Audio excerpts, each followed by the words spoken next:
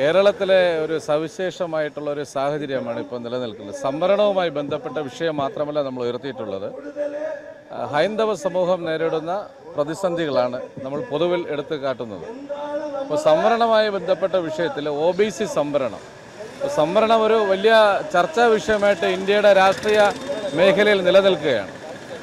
ഇപ്പോൾ Mandal commission report 93 നടപ്പിലാക്കപ്പെട്ടുവെങ്കിലും അത് ശരിയായ രീതിയിൽ എഫക്റ്റ് ചെയ്തത് 2008 കൂടിയാണ്.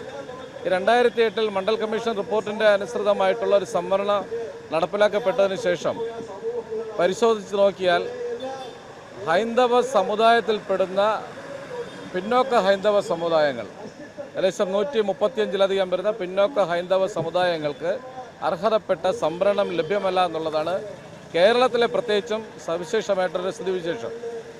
രാജ്യത്തെ ഭരണഘടനയ്ക്ക് വിരുദ്ധമായിട്ടും അതോടൊപ്പം തന്നെ സുപ്രീം കോടതിയുടെയും ഭരണഘടനാ ബെഞ്ചുകളുടെയും ഒക്കെ വിധികൾക്ക് വിരുദ്ധമായിട്ടും കേരളത്തിൽ ഒരു മതവിഭാഗത്തിന് 2 തരം സംവരണം ലഭ്യമാക്കുന്ന സ്ഥിതിവിശേഷമാണ് നിലനിൽക്കുന്നത്. ആ സംവരണം പൂർണ്ണമായും ഒഴിവാക്കുക എന്നുള്ളതാണ് ഏറ്റവും പ്രധാനപ്പെട്ട ഒരു മുദ്രാവാക്യമായി നമ്മൾ ഉയർത്തുന്നത്. OBC സംവരണത്തിൽ മതാനുസൃതമായിട്ടുള്ള ഭരണഘടനാ വിരുദ്ധമായിട്ടുള്ള സംവരണം പൂർണ്ണമായും ഒഴിവാക്കുക എന്നുള്ള ഏറ്റവും വലിയൊരു മുദ്രാവാക്യം.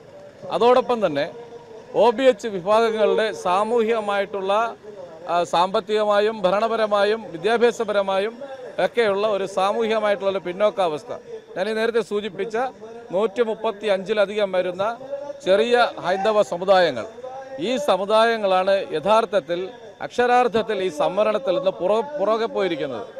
3% സംവരണം മാത്രമാണ് അവർക്ക് ലഭ്യമാകുന്നത്. സംവരണം എന്നതുകൊണ്ട് യഥാർത്ഥത്തിൽ ഉദ്ദേശിക്കുന്നത് ഏതെങ്കിലും തരത്തിലുള്ള ഒരു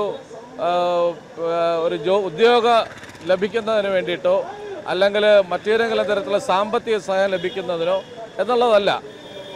ഒരു കാലത്ത് അല്ലെങ്കിൽ വളരെ കാലങ്ങളായി ജാതിയുടെ പേരിൽ പുറംതിരിഞ്ഞു നിൽക്കുന്ന അല്ലെങ്കിൽ പുറകിലേക്ക് മാറ്റി നിർത്തപ്പെട്ടിരുന്ന ഒരു സമൂഹത്തെ ഈ നമ്മുടെ നിലവിലുള്ള സമൂഹത്തിൻ്റെ മുഖ്യധാരയിലേക്ക് കൈപിടിച്ച് കൊണ്ടുവരുന്നതിന് വേണ്ടിയിട്ടുള്ളൊരു പ്രക്രിയയാണ് സംവരണമെന്ന് കൊണ്ട് ഉദ്ദേശിക്കുന്നത്.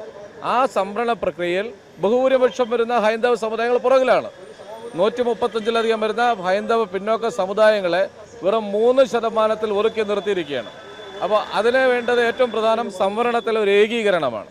ഈ 2 സംവരണവുമായി ബന്ധപ്പെട്ട 2 മുദ്രാവാക്യങ്ങളോടൊപ്പം ഇന്ന് കേരളത്തിലും ഇന്ത്യയിലും പ്രത്യേകിച്ചും ആരാധനാലയങ്ങൾ, ഹൈന്ദവ ആരാധനാലയങ്ങളിൽ യാതൊരു നിയന്ത്രണവുമില്ലാതെ സർക്കാർ കൈകടത്തുന്ന ഒരു രീതിയാണ് കേരളത്തിൽ പ്രത്യേകിച്ചും.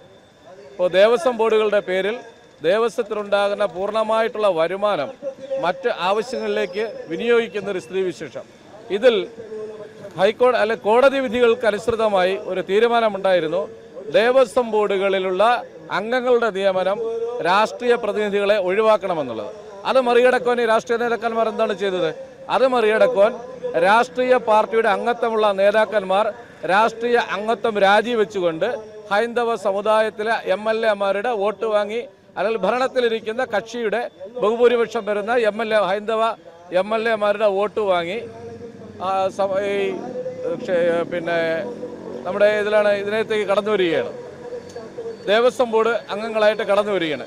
ഇത്തരത്തിൽ രാഷ്ട്രീയ പ്രതിനിധികളായിട്ടുള്ള അംഗങ്ങൾ, ഈ അംഗങ്ങളുടെ ഒത്താശയാണ് കഴിഞ്ഞ നാളുകളിൽ ശബരിമലയുള്ള ഉൾപ്പെടെയുള്ള ക്ഷേത്ര ഭരണ സംവിധാനങ്ങളിൽ നമ്മൾ കണ്ടത്. അപ്പോൾ ഹൈന്ദവ സമൂഹത്തിൻ്റെ വിശ്വാസങ്ങളെയും ആചാരങ്ങളെയും ആർക്കും കൈകടത്താമെന്നുള്ളൊരു സ്ഥിതിവിശേഷം രാജ്യത്ത് പ്രത്യേകിച്ചും കേരളത്തിൽ നിലനിൽക്കുകയാണ്. പുരോഗമന പ്രസ്ഥാനങ്ങളെന്ന് അവകാശപ്പെട്ടുകൊണ്ട് കഴിഞ്ഞ 10 വർഷക്കാലം കേരളത്തിൽ അധികാരത്തിലിരുന്ന ഒരു ഗവൺമെൻറ് ആ പുരോഗമന പ്രവർത്തനങ്ങളുടെ ഭാഗമായിട്ടാണ് ആചാര ലംഘനത്തിന് നേതൃത്വം കൊടുത്തത്.